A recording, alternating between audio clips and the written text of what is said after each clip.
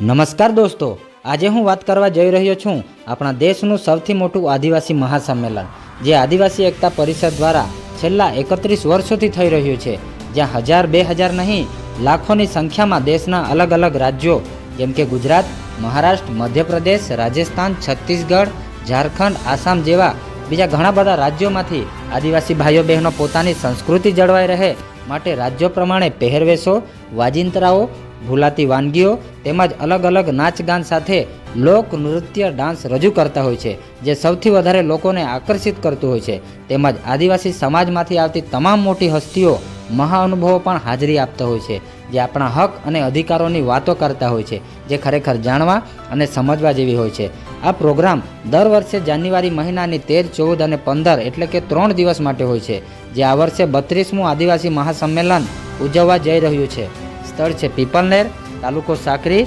જિલ્લો ધુલિયા, મહારાષ્ટ્રમાં રાખવામાં આવ્યું છે. તો તમે પણ એકવાર જરૂર આ આદિવાસી મહાસંમેલનમાં ભાગ લેજો અને વિડીયો પસંદ આવ્યો હોય તો આગળ વધુમાં વધુ